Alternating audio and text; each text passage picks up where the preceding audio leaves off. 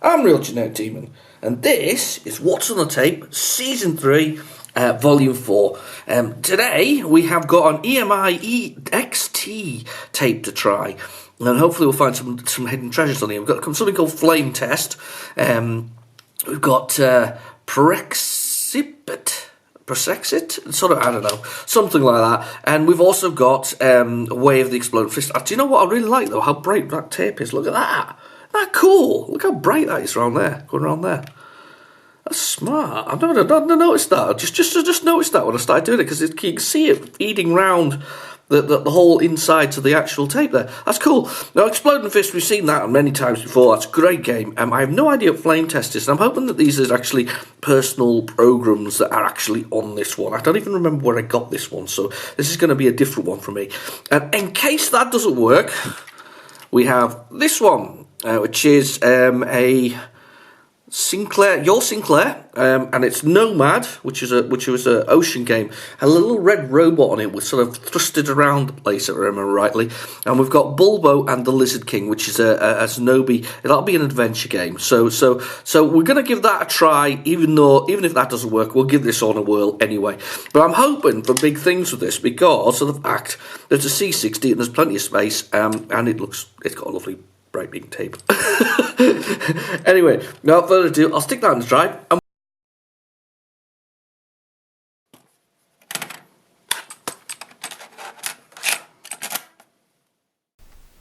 Right. Okay, so we have our tape in the drive, and we'll give it a play.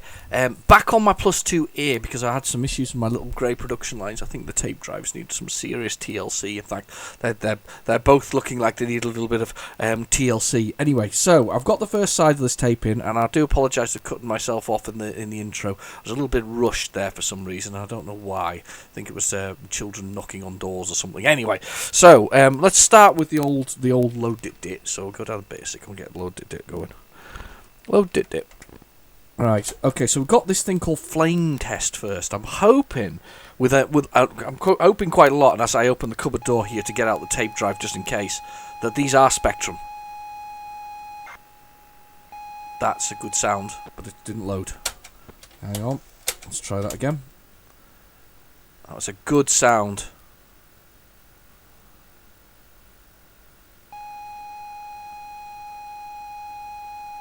Okay. Nope. This is not going to be a good start. Come on. We're going to do it. Might adjust the tape head here. Slight adjustment to the tape head.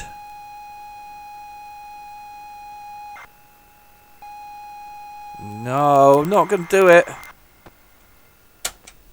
Alright, okay. We'll fast forward on. Let's not do that. I don't think I've got my tape head stuff here close by. Maybe I do, maybe I don't. Let's see what's here. Oh, that's a weird noise. I wonder what that is. Hang on, let's do the weird noise thing first. What's that noise?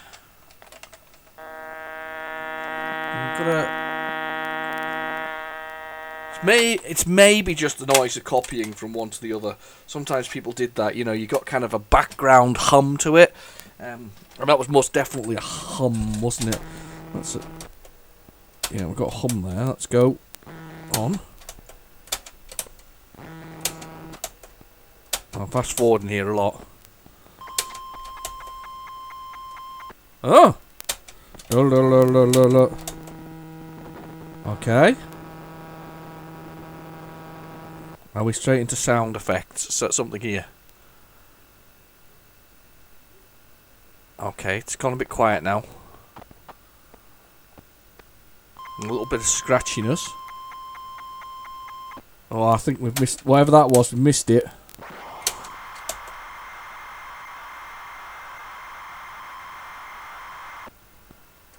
Yeah, I think that's... Whatever that was, it's been overwritten. Do you know that that's the best part about this thing is actually seeing if you can find anything of value on the things. During some of the sort of early episodes, I loaded the bytes of games and managed to get them to work. I did manage to do a few things actually. It was very good. I'm a bit silent now. Why do people buy 60-minute tapes and then only record like 3 seconds worth of stuff on it? I never really understood that. I used to fill them to the brim. Really annoying though when you had to fast forward to certain parts of the tape. And of course everybody's tape driver is different with the counter on it. They're never all precisely the same. Best and most interesting way I saw of doing it is somebody recorded their own voice in front of each one of them. So it went program 1 and things like that. I think that's back in one of my early videos. So that was a really good way of doing it, I thought. It's very quiet. It's very quiet indeed. I'm listening for something happening here. So it better not be a short video because I can't, you know. Last one was an hour and 35 minutes. I do apologise for the length of that. However, if you did watch it all, thank you and congratulations. You need a drink after that. No. Very quiet again.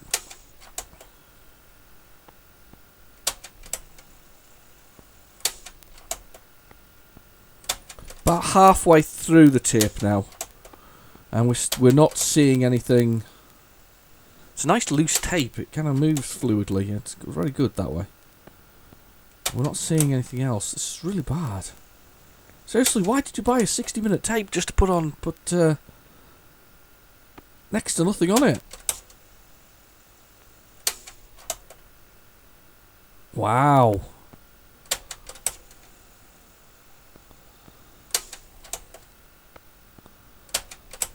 Wow. Nothing here. Giving it a good fast forward this time round. We'll see whether we can find anything. Oh wow, what serious disappointment.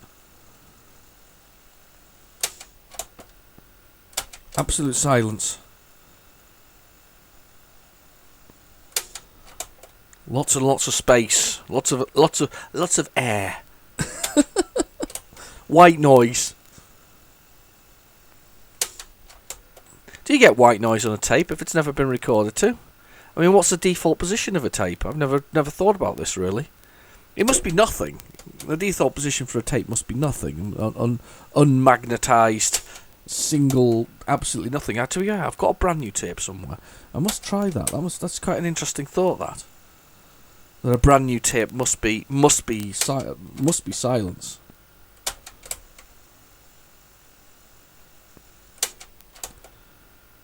Absolutely nothing. Wow. What a way to start. So, 6 minutes in and we've had absolutely nothing apart from that flame test thing at the beginning. No, there's nothing there. Right, okay, we're going to whip it over the other side and we'll see whether or not... We've done Exploding Fist before so many times, but it's such a great game. I don't mind doing it again. Assuming it is Exploding Fist, we never know. Could be International Karate Plus, which was a similar sort of game. We have got the backup tape just in case, so don't you worry. We'll definitely... Oh, there's a beep there. Yes. So we definitely got this on here. There may be something after it though, because there certainly was on the other one. Beep. Yeah. This is one of the... For me, you know... After IK Plus, which I still hold with my original feeling on this, that IK Plus was one of the greatest sort of karate 3-player beat 'em up karate games ever, and that's also a factor as well. 3-player beat 'em up. I don't think I've ever seen another beat 'em up with 3 people fighting each other in the same arena with the same effectively skill set. So it's not like Street Fighter with 3 players. I mean, can you imagine Street Fighter with 3 players? That'd be interesting. I wonder if that would actually work. You know, can you imagine that? I mean, I've just played it as part of the arcade challenge this week, and if you haven't seen it, it's on my channel. But yeah, I mean, the IK Plus was one of those games where you had those 3 players, and I do love that loading screen, by the way. It's still cool. I like it today. Anyway, but IK Plus was the kind of successor to this one, and was it the same people? Maybe. But anyway, you could have 3 people, 3 little karate experts, all fighting each other, doing sort of flying kicks and whatever else is, and it just worked really well. It was a very, very clever way of having the 3 people fighting in the same arena. So you could have up to 3. I think you could have up to 3 players. certainly remember 2 players. I can't remember if it was 3. If it was 3, put it in the comments below, please. But it certainly was one of those games that I thought was pretty impressive. I remember playing it first on the Amiga and being absolutely wowed. And the Amiga has a turbo version as well, which is fantastic.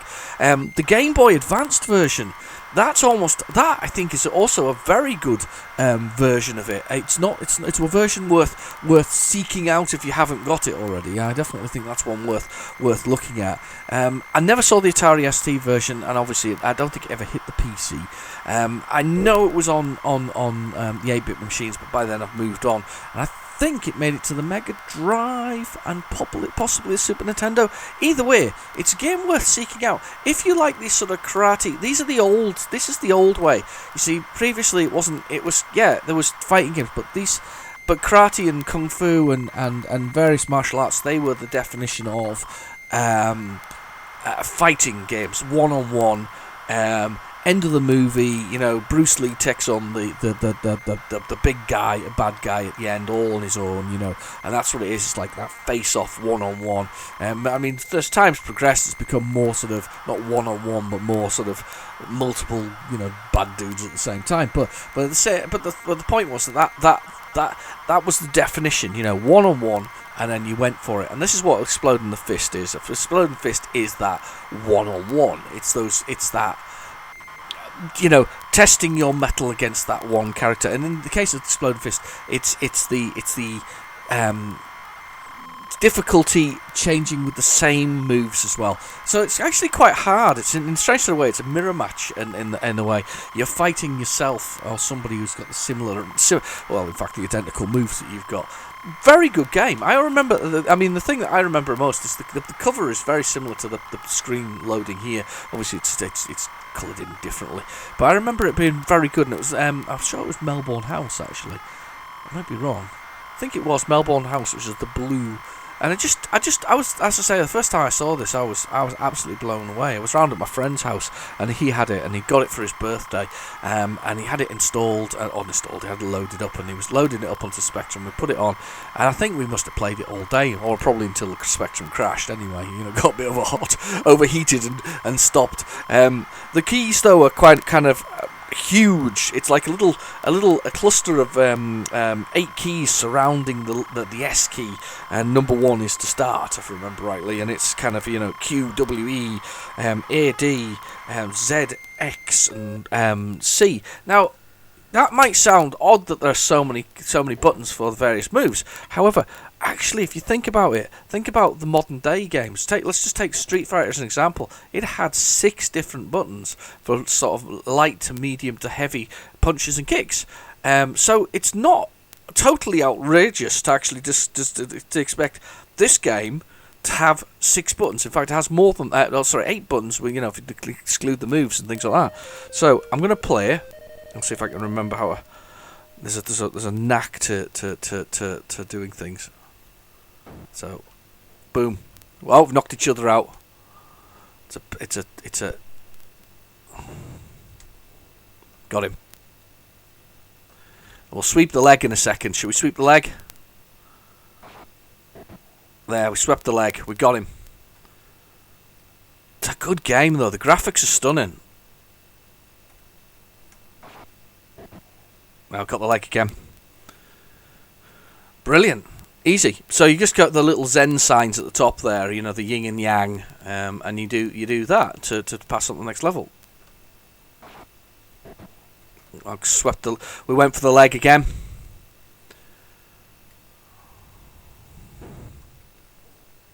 Oh, in the chest. Using quite a lot of moves here actually. Getting a few. Oh, high kick went one way and went the other because they can jump past you, so you also have to turn around. I am very pleased with the performance thus far.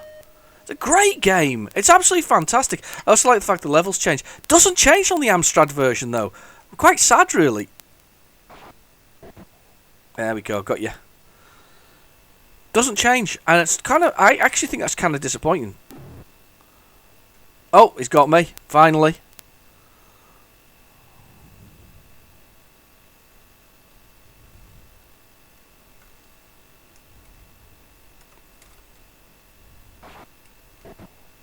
Got him in the leg. He's concentrating there. Did you hear that? Well, do you hear the empty space? Did you hear that? I say that every time. Do you hear that? There we go, in the chest. A few kicks going on here. I haven't done any punches yet. We need to get a couple of punches in, I think. See if we can get a high punch in, maybe. See if he'll go for that. Oh, he's backing off now. Oh, the flying kick to the face. Brilliant. But you notice the lowness of it. It's not on his. It's not an insane sort of high. Yeah, I'll kick you in the foot because I can see that was a good ranged attack there. It's really difficult to play though because the keys are so... Roundhouse. Oh. Oh. Draw. He wins though because he's the computer, so that's the way it goes. Unfortunately, so if he wins that, he's the winner. Oh, that's really good. I really like the thing about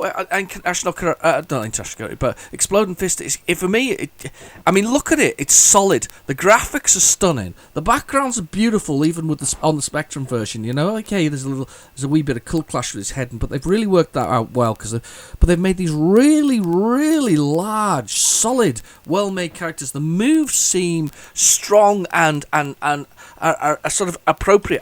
You know something?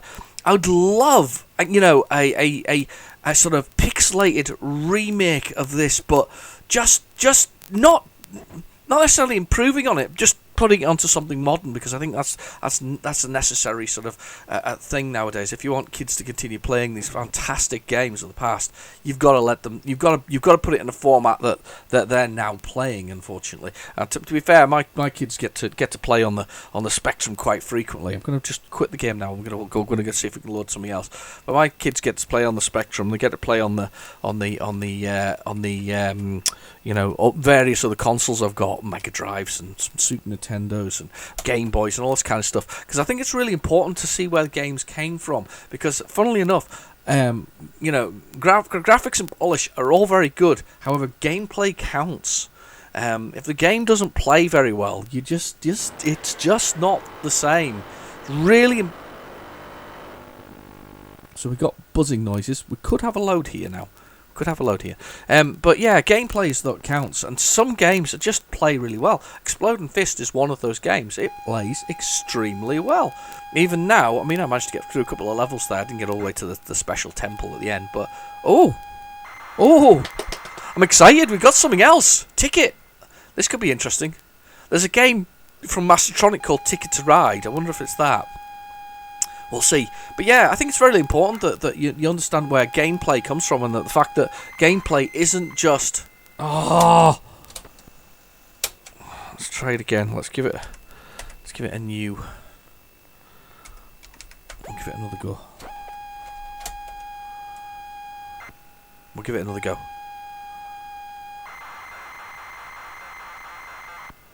Come on. We got one. Can't have another one. But yeah, it's really important to know where gameplay came from. It's one of those important things. It's one of those things that kind of... A game isn't a game without gameplay. That's not a new saying, I don't suppose, but it isn't. A game isn't a game without gameplay. I read something recently, I was just reading about it, that the executives at... you know, at these companies, these big sort of AAA title companies, you know, the executives at EA are really upset that we as sort of individuals don't like them very much. They're the bad guys, and you know something? If they could stop just doing, you know, the loot boxes and all the other bits and pieces that go with it, they wouldn't be the bad guys. If you just stopped it and you stopped using gambling mechanics within your games and upsetting people with the, you know, you have to pay for the extras which are already built into the thing where you created in the first place, you probably would find, strangely enough, that you'd be more favoured. I mean, I tend to, this year I haven't bought a AAA title. I haven't bought one. I have bought all indie where possible, if I can do, for modern games and gaming things. And I highly recommend that everybody stands up for their rights and sort of consumer rights, and just goes for it with these companies. They need to stop doing it. They need to stop adding loot box mechanics, or should I say, I think they're called surprise mechanics now, aren't they? That's the word they wish to use. They don't want us to know that these things aren't really gambling. Don't you worry about it. I just think it's really sad. I do, and I think anything that encourages children to apply more money into it, that adds social pressure, where if you wear the default skin to play a free-to-play game and all your friends bully you because you're wearing a default skin, that's wrong. It's wrong, and it's very wrong. Anyway, while that's doing that, this hasn't loaded so far. Let us go see if I can find my screwdriver here. Just see if we can adjust it slightly and see if we can do this. Hang on, see if it's here. Hang on a second. Right, okay, well it could be over across the other side room, because I kind of think I've got my laptop back here, and it might be in there. Oh no, it's not there. It's not there. Oh no. I haven't got it handy at the moment. That's really bad. Let's try one more time and then we'll fast forward on. I think this is a game called Ticket to Ride. So what we'll do? No, let's not fast forward on. Let's pop that tape out, and we'll. I think it's going to be that. I think it's this Mastertronic game. So what we're going to do is we're going to cheat, obviously. We're going to cheat. We're going to put the old Play ZX in, and we're going to load this ticket to ride. I think that's what this is. I'm just going to get this loaded up now. Give me a second. I think it's called Ticket to Ride. I've never played it. I have the thing. It's got a picture of a train on the front of it, sort of blasting down a track. So, but I think that's what it's called. Right. It says searching like crazy to see whether that comes up. Nope. See if I can find anything under the name Ticket. No. I'm searching now. I'm having a quick little look. If I can't find it, we're going to go on with the tape and we'll see what else is on there.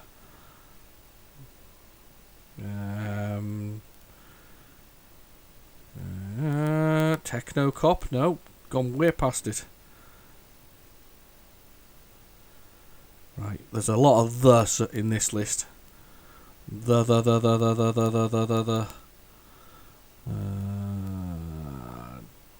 We're in the T's now.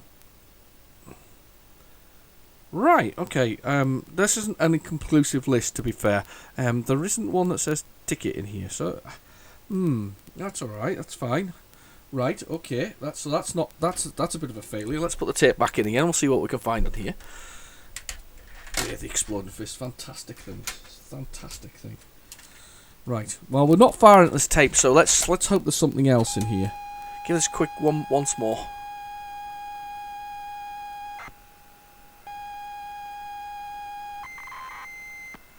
No, it's just not going to have it, is it? Right, let's give it a go. Let's see what else we can find. Sometimes I worry that my videos are just purely sort of fast forwarding and things like that. And this one is. Here we go. That wasn't very big, so it's possible it was a program of some sort, or maybe it was a screenshot. We're past it now.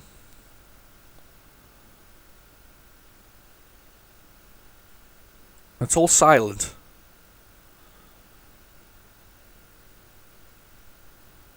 Oh, that's not a good sign. Oh, hang on. Adventure. Oh, it's a program. Oh, yes. Have we found somebody's program this time round? Oh, this could be the tape. This could be the tape that we find that, the original code for, I don't know, Dizzy, say. I don't think so.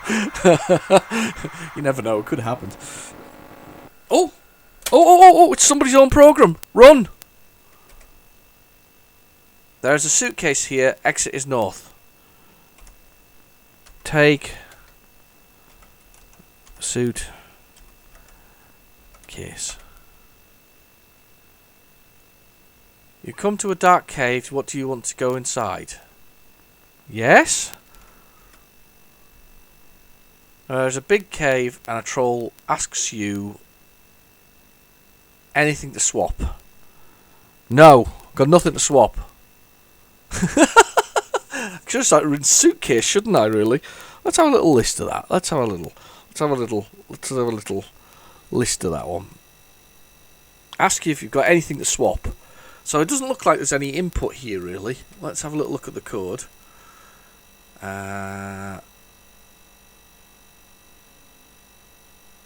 If you've got anything to swap, press N for nothing, yes for whatever else it is. So it's yes, no. You say no, it gets angry and then probably kills you. Maps in there is a word. North, south,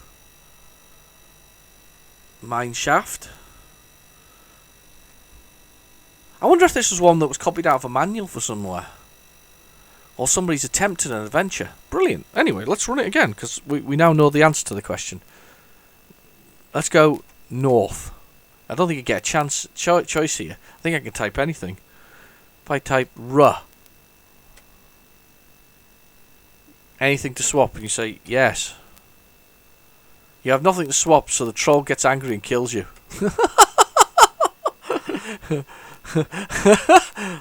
North. West. No, I haven't got anything to swap. You have nothing to swap, so the troll gets angry and kills you. So I don't think this is particularly complete, considering we've got trolls killing us and murdering us along the way. But yeah, we've you are in an empty room. There was a button that was map, wasn't there? Let's see what a map works. No. What else was the words?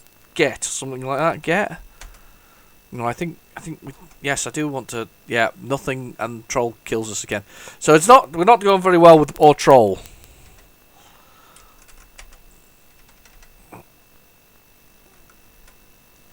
That will break the program there. Adventure. It's not a very good adventure because whatever happens is we keep going kind of north through empty caves, and then we meet a troll, and he asks if we want to swap anything. Don't have anything to swap, so he just murders me. So, well, that's a game anyway. It's a good start. We've got something. Let's carry on. Let's see what else is on here. We may have got a start of many personal. Oh, come on. Oh, this must be Adventure Part 2. This must be the second part of the adventure. This must be the answer to the troll. You never know, because remember we did do this before once, and we discovered that we had various variations of a particular program. We had where we got strong. It got bigger and bigger the further we went into it. However, starting it was a bit of a challenge because we had to choose which line it actually started from. Let's hit the run button. Use what? I don't know. Map? Variable not found. So, hang on. So we got more of the west. Well, this is going to be a challenge, isn't there? Use what? So go sub 810. That's where it's going to first. So we need to type something that we use at 810. Let's see what 810 says. Line 810. Come on! 810. I don't see a line 810, do you? Huh. A sword, a book, a bazooka. That's really weird. Use what? So it runs at 810. So if we do run 10.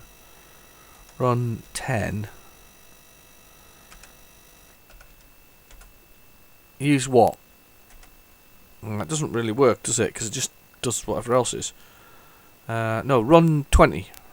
Run 20. Ah, there we go. So we've bypassed that go sub to wherever it was going. So, north. Do you want a U-turn back? Use what? T. So So somebody's working on this. This may be the original code to Bandersnatch. Can you imagine? I don't think so, but let's carry on. We'll see whether or not we've got anything else here. Maybe part 2 of the adventure. If this is Bandersnatch, does that mean I have to murder somebody, or I have to choose Kellogg's cornflakes or Sugar Puffs? That's the big decision in that Netflix TV series. It really is. It's a huge decision. Kellogg's is it Sugar Puffs or Frosties? I think that's what it is, isn't it? It's very quiet now.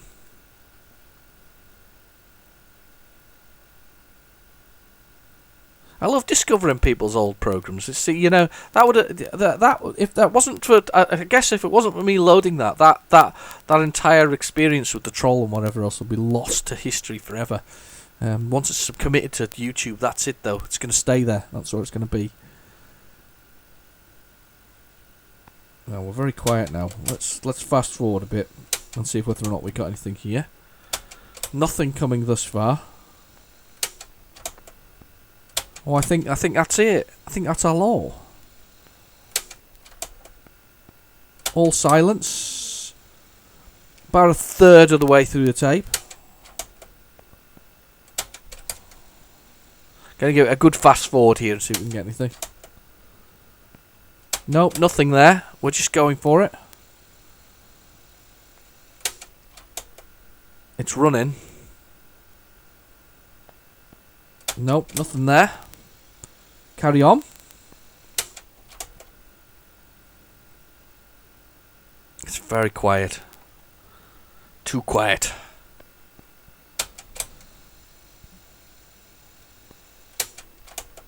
I think this is our lot. Well, we saved Adventure anyway. Adventure has now been, you know, seen forever. We've definitely got we've definitely seen Adventure. More than halfway now.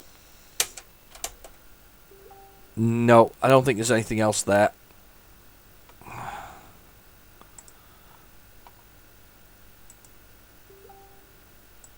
Yeah.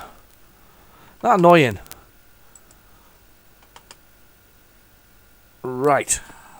Nothing else there, I'm afraid. That's a bit of a shame, actually, in a shame sort of way. I'm going to try the flame test one more time on the beginning of the other side. I'm just going to give it a quick rewind, and we'll get down there and we'll give it a try. One more for the hell of it, and see whether or not we can get this flame test to work. Bit disappointing. Not the best of tapes. We did see Exploding Fist, and we have seen somebody's history, so it's not complete disaster. Not the best though. Thankfully, we've got our backup tape. We've got Nomad and Bulbo of the Lizard King. Bulbo and the Lizard King.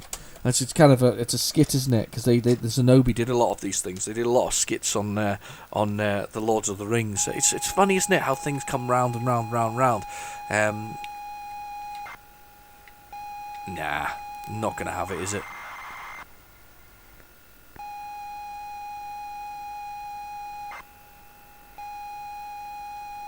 Nah, definitely not. It's going again, hang on, we'll see what happens. That was really quick if that was the load for it.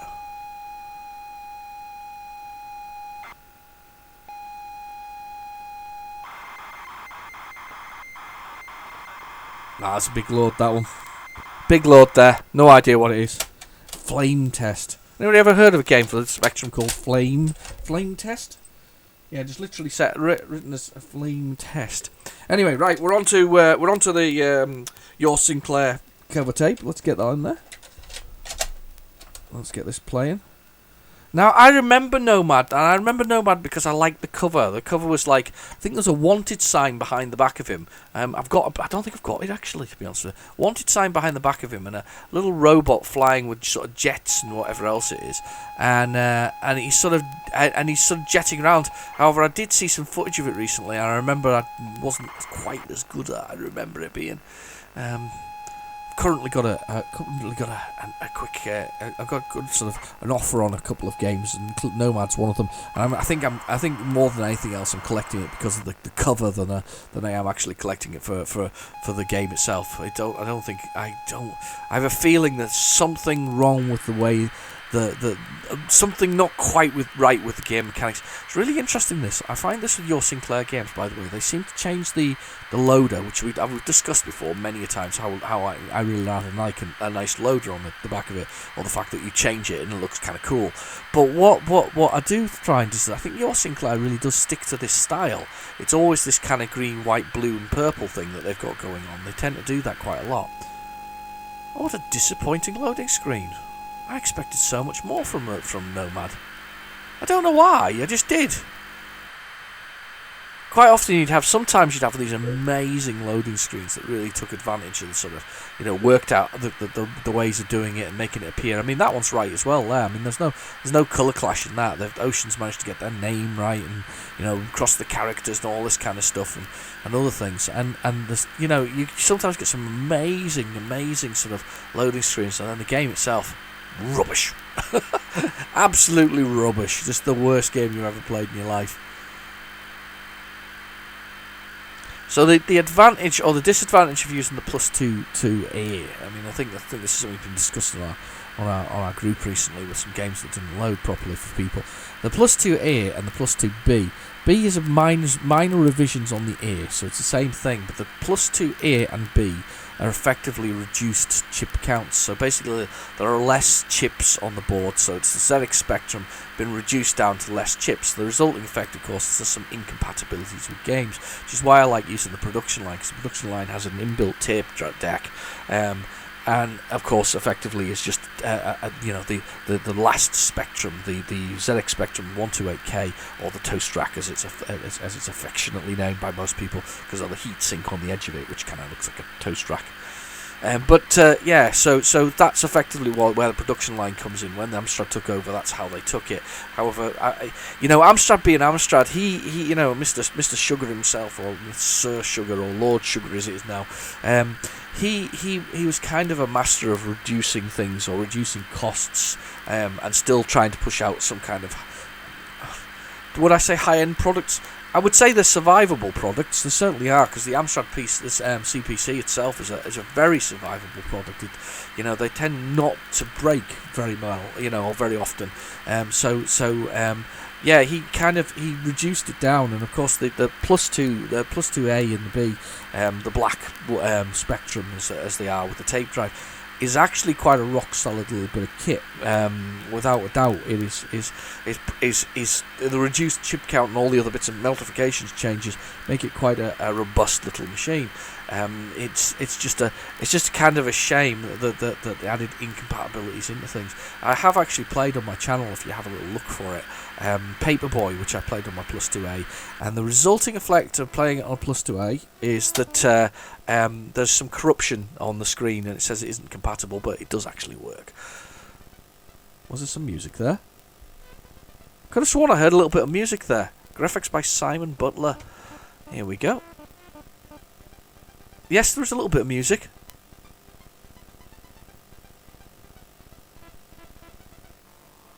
Right, okay. Keyboard. Right, yes. Yes, this is our little robot. I remember this. Now, what are the keys? I really like the little robot. So that's rotate one way. Is that which is rotate? That's the fire. That's rotating. M rotates. ZX does. You'd think Q would be forward. That's backwards. There's I forward. U's forward. Yeah, he's got this kind of little. He's got this kind of little thrusting thing going on. So he kind of thrusts and rotates, and it's kind of gravity based. It's hard to control. The thing I remember about this is quite hard to control. Yeah, that's what I remember about it. It was quite hard to control. We've got 3 points for shooting that. Now, I think we're the bad guys. I think, or are we the hunting bounty hunters? We could be hunting bounty hunters here. That was the thing about it. I just felt it was a little hard to control. It looks lovely. It's very, the colours are involved and all this kind of stuff, but there's a door to be opened down here. So I assume I go down here and I touch the switch. There we go. And then we thrust back up here and we can go through this door. Yeah, just the controls are just so wild. If it didn't float around so much, I think it wouldn't be so bad. And obviously, we go right back to the beginning because it would be unfair to start from the where we were at. A nomad probably stands for something, by the way, because it's NOMAD, but with little dots between it. So it must obviously mean something. It must represent something. God, I love the Spectrum. I think it's a great machine. It just, I know it's high res and there was problems with this, that, and the other, but and the fact that it was designed with text in mind, not gaming, but it just became, its price point just set it as a gaming machine. I hate to say it, if you build a computer that only costs sort of 100 and something odd quid, when everybody else is 200 and something odd quid, and days when money would have been, it was much more expensive. You're lining yourself up to create a gaming machine, I'm afraid, because the people will use it for things that are that are popular, and that's the thing. I'm going. There's the door open there. I opened that before. Excellent. There we go. I'm going to shoot round here. Yeah, it's not. It's a good enough game. Actually, replaying it, I can tell you now that it's better than when I've replayed it than it was when I originally played it. I think when I originally played it, don't think I liked it as much as I'm quite liking it now. It's quite good. It is. It's quite good. It's quite a good game. And they've got the ocean thing all over the screen. I turn the volume down there on that because that's really annoying. That's better. We'll give it another go. I think I'm gonna have another little go with that. I quite enjoyed that. So it's a one-way round as well. It looks like it doesn't look like there's any other route round. Oh damn! I had the keys just a moment ago. There we go. There we go. Yeah, so we've got a couple of points for that. We'll go for this.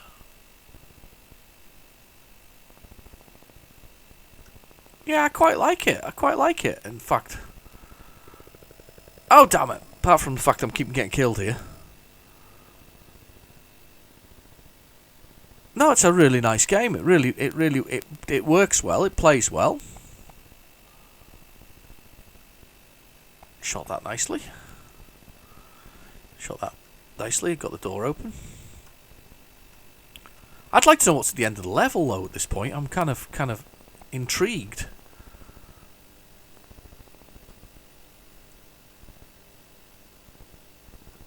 Is this a game you've ever played before? I wonder what other formats this is on. Did it make it to the Amstrad? Did it make it to the Commodore 64? And if so, what was it like? Was it as smooth as the Specky version? Spectrum version is quite smooth here. It's there's a bit bouncing going on with me flying around the walls and things because I'm going quickly, but quite good.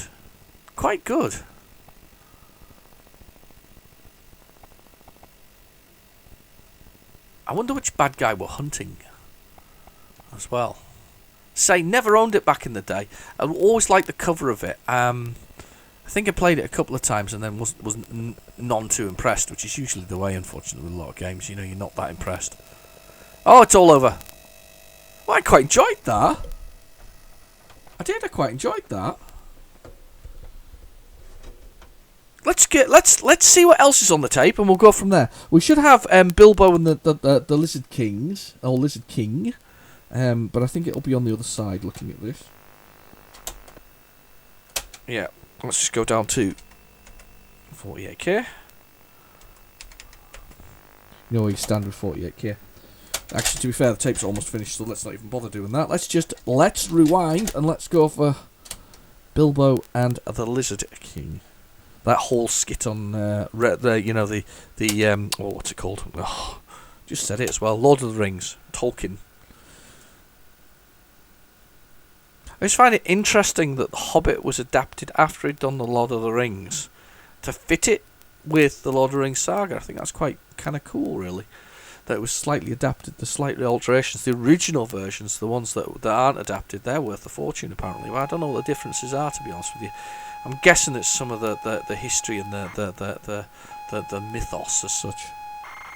Load up.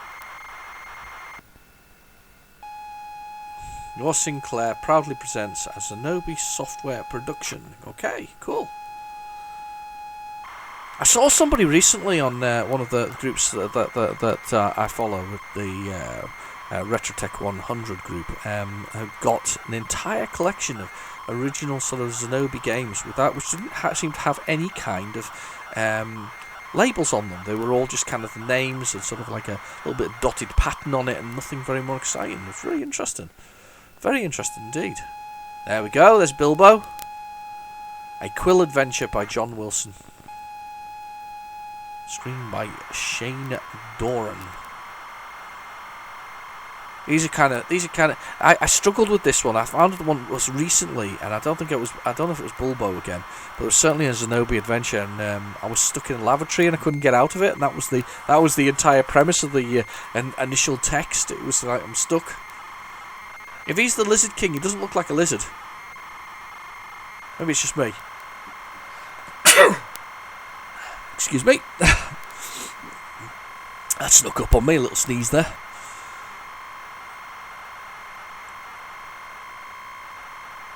His little dagger's covered in blood. He's been stabbing something. I'm a little bit concerned about the arrow through his head, though. It does actually look like it's popping out from one side to the other. And his little belly button's a bit red. Right. So, these are kind of, as I say, these are parody adventures that come from Zenobi. They did quite a lot of these, but they seem to be like, this one's a Quill adventure, so it's written with the Quill package, which is really quite good, I guess, for creating your own games. But they also had quite a few games. They used the CRL 3D adventure as well, and they published a few games into that. And they were just effectively isometric maze games, which were really quite good. Don't get me wrong. They were really quite fun. They were incredibly enjoyable. But in some cases, some were really tough. But they were good. They were all right. But they seem to just publish all the stuff that you could have technically self-published, I suppose. John Wilson here could have self-published this. Maybe. I don't know. Is it a big load? I don't know. I like it, as I said before, I like it better when I don't actually see the time on anything, and you're just kind of waiting to see whether or not it takes how long it's going to take, whether it's going to do an R-tape error, or whether it's going to load, or whether it's not going to load. It's all good stuff. I'm wondering how the best to display my cover tapes at this point, though. I've got lots of cover tapes. I need some kind of, I'm going to guess, a plastic wallet holder thing. I could almost mount it against the wall, couldn't I? Just slide them in there, and each one in the tape section, possibly. It's got to be a good way of storing tapes, other than sort of, your traditional ways. I've got quite good storage, that I had sort of built to my specifications, so that I've got space for larger boxes and sort of, the sort of double case size, and then the small tapes themselves, which I've got quite a lot of. I've got a lot of budget titles because I quite like the budget titles. It's what I remember as a kid. Those are the things that I bought every week with the pocket money was out there.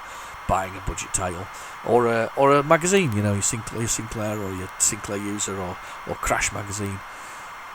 Buying the whole lot, just buying them all, everything. No, I loved it. Used to look through the cache. I'm sure you all did this. If you're watching this, you're probably a Spectrum lover. So, if you used to go into the John Menzies or W.H. Smiths, and you'd open them up and you'd have a little. You'd look at the cover tape if they had one. When they had cover tapes, and sort of later on generation, you'd go open it up and have a look at the cover tape. What's on here? I quite liked it when they had their own that were created by themselves. The ones that were created by your Sinclair. I liked those ones because they were bound to be different. But then you'd have a little look through and see what pokes are in there. And it's like, yeah, should I buy this one? Because I've got 4 of those games, so I can get them poked and whatever else it is, and so I can get Infinite Lives. Those were the ones. I used to enjoy doing that. That was a great deal of fun.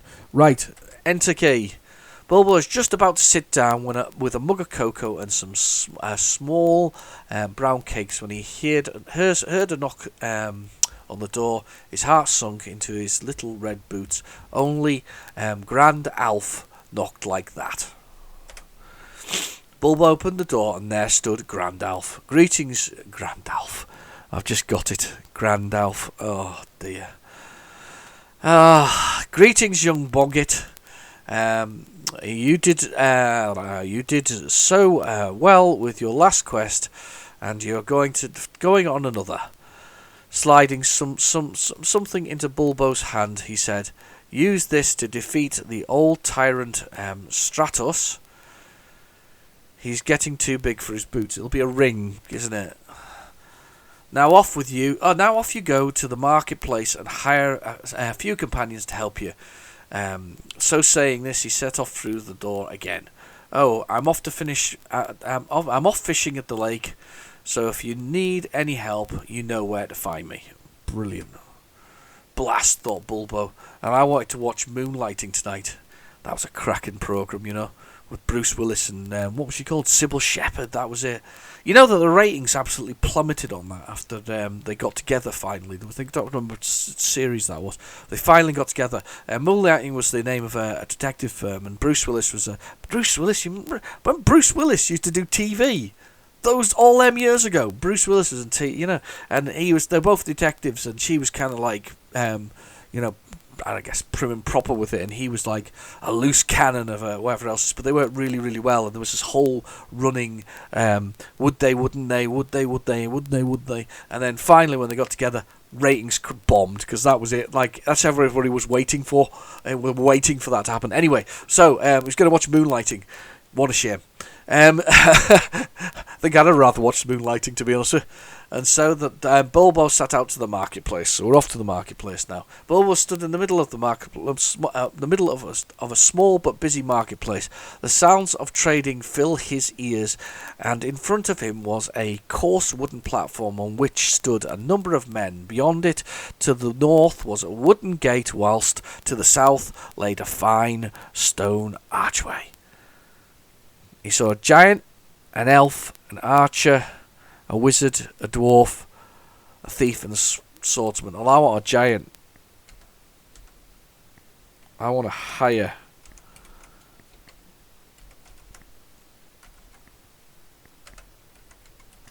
Oh, I can't spell. Hire giant. Bulbo has made his choice and paid his money. You're just taking a giant eye for inventory. A leather pouch and a crystal dagger. Is that luck? Yes. So we just buy them? Beyond to the north there's a wooden gate, whilst to the south there's a fine stone archway. Let's go south then. There's a sign nailed to the thing. Bulbo has visited the village and found himself on a small, well-trodden track which leads southward. A sign nailed to the nearby tree. Read sign. Feed the animals if you dare. Well, I'm not going to feed the animals. Which way do I go now? Southeast. So you need to write these down. You need to draw a map as you go. Green brushes, heavy with berries, line the dusty old road. Bulbo was now on.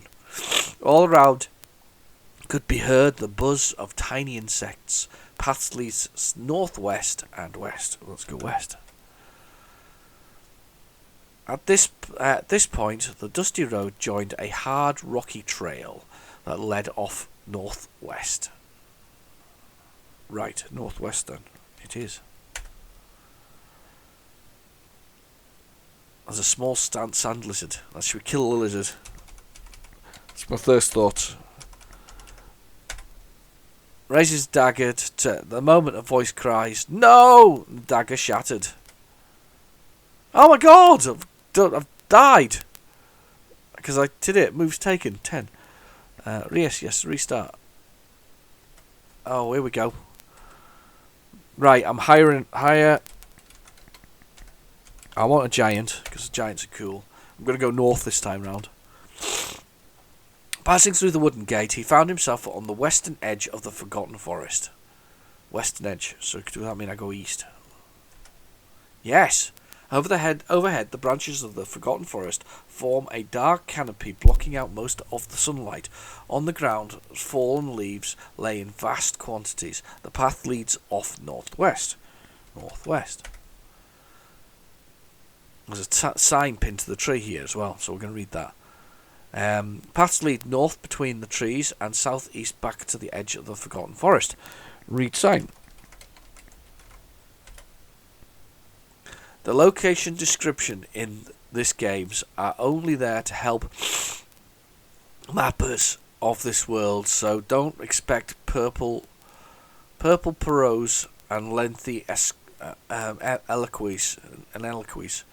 Alright, okay, signed J. Wilson, so it's basically just to help with mapping stuff. Right, north. Was now in the middle of the Forgotten Forest, however the southeast could see a small clearing and a large boulder. Move.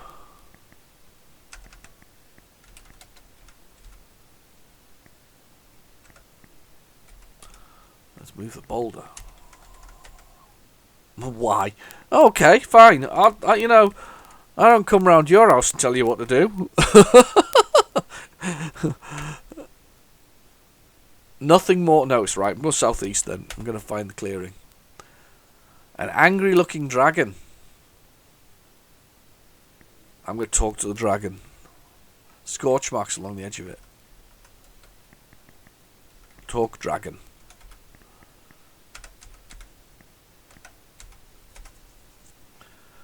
Nice day for a barbecue, says Bilbo. I wonder what his Bilbo. I wonder if Bilbo's going to be the barbecue.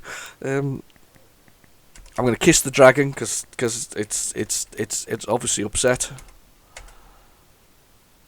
Maybe, but not now. Right? Okay, does it need a hug? Because it's very angry.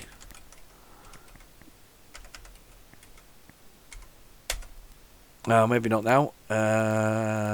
Should we go north? And refuses to let Bilbo pass. Pet dragon.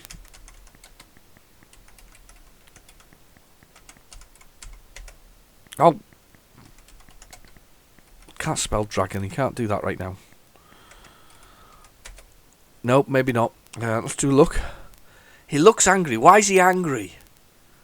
Traces of sulphur hung in the air. Was warm underfoot. Teeny clearing. Curious scorch marks along the edges. Right, okay. Angry look at... Examine the dragon. Come on, we didn't examine it, did we? Examine the dragon.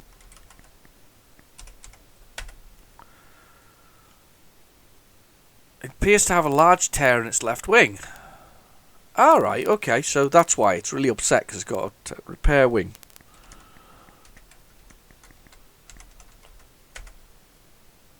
Do what? Said Bilbo. Repair the wing on the dragon, you... Oh, God.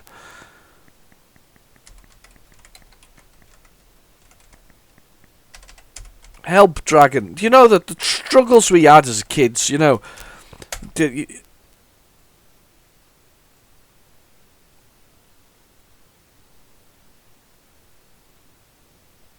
Success depends on the correct choice of companions. Oh my goodness. So basically I'm stuck. Southwest. South. West. East. North. Northeast. North. West. So what have I got with me? Where's my companions? I don't think I've got any companions. I'm going to stab it. Stab dragon. Let's stab the dragon. Oh, let's kill it.